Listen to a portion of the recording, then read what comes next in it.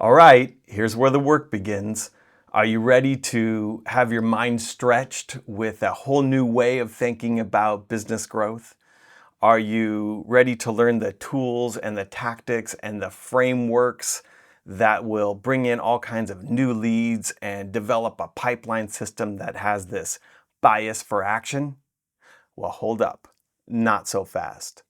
Before we can build the systems that bring in new clients, there's one thing we have to do first, and I call it BizDev Therapy. Every boot camp I run, it actually starts here.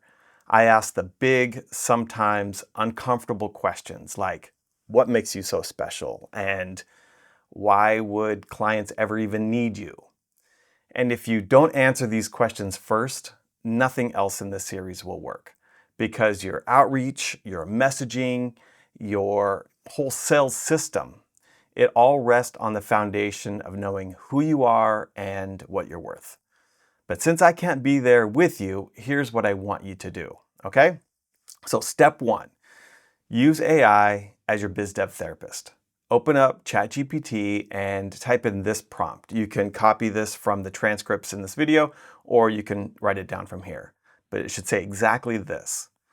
Act like a BizDev therapist. I'm trying to figure out what makes my company unique and attractive to the right clients.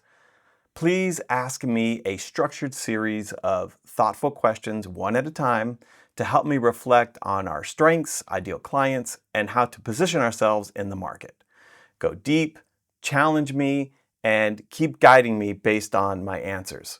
And then you just let the questions roll. Remember, don't ask it for answers. Ask it for better questions and feed it your answers with real material like what projects excited you, which ones drained you, where did you make money, where did you lose it? What do people keep saying you're good at? Keep going until you start to see the patterns. And once they emerge, that's your edge. Okay, once you've developed that, now step two.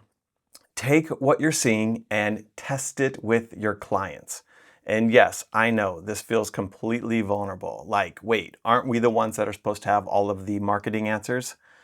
But it's my experience that clients actually respect this kind of engagement because it shows them you can think strategically and objectively, and they project your due diligence onto their work. I've even found that when you invite them into this kind of conversation, they often become your advocates.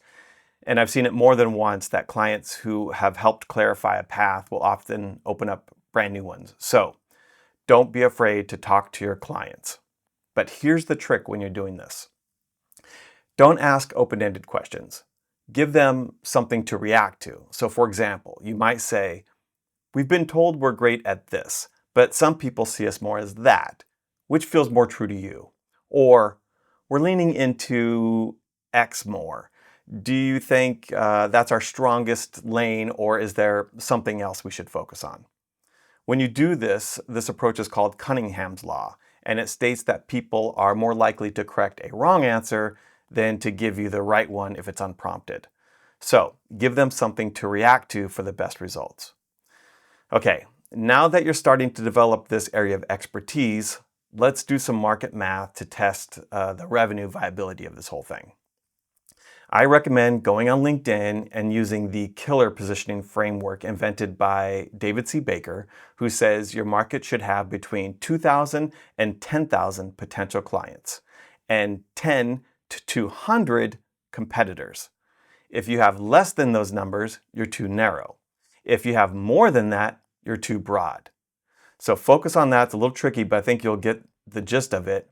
But when you're doing this, here's the most important part that most people miss. Your ICPs, your ideal client profiles, are not companies, they're people. So don't search by brand. Search by job titles within the area of expertise that you're developing. So you're going to thank executive producers, marketing leads, product marketers, creative directors, agency producers. These are the humans who hire you. So watch what they post. A good thing to try out is to look at job descriptions get posted by people in the companies and how they describe their needs. Oftentimes there's good gold in that. Listen to how they talk and what do they care about, and how many are there that best match the services in the area of expertise that you're developing. If the qualitative and the quantitative data sets start to check out, congrats! You've got yourself a solid, viable niche in development. And I should mention, there are also some solid AI tools that can help you run the numbers. One of my favorites is Wonder, because it does fantastic market research. But unfortunately, they've dropped their free trial offer recently, and they've gotten pretty expensive. At least this is true at the recording of this video. So you might want to go to askwonder.com to see their current offering and if it's available in any kind of testing period or an affordable rate. But two other strong research tools that I can also recommend are Perplexity and Claude, in that order. So give those a shot too. Okay, now, I know this seems scary, but you've got to embrace the paradox of specialization. Specialization doesn't limit opportunities, it magnifies them. If you remember what I said in the introductory video about attracting and not chasing, then you'll know the moment you're clear about who you're for, you just become magnetic to them. It's magic. I don't know how to explain it. It defies physics. But every production company I've helped niche down has found more opportunity, not less. One client went from a kind of generalized branded content maker to branded video, then to video with brands with a cause, then to corporate social responsibility, and then to outdoor sustainability, and then finally landed on ocean health. And with each step that was made, more opportunities opened up, not less. That's how you're going to stand out from the competition. That's how you build authority over clients, because you know their market so well and how you can help them succeed in it, which then makes you more valuable and you're able to command higher fees as a result. Okay, now, on a final note, before we move on to the next episodes, I want to reiterate, this is a warning. None of the systems we'll get into will work if you skip this part. So, do the therapy and ask the hard questions. Use AI and talk to your clients. Let it shape your voice and your point of view. At the end of this process, you should be able to confidently say what you do, who you do it for, and how you do it better than the competition. And the more tailored, the better fitted you will be for your clients, and vice versa, which means more money. Okay, that's a lot. Do this work.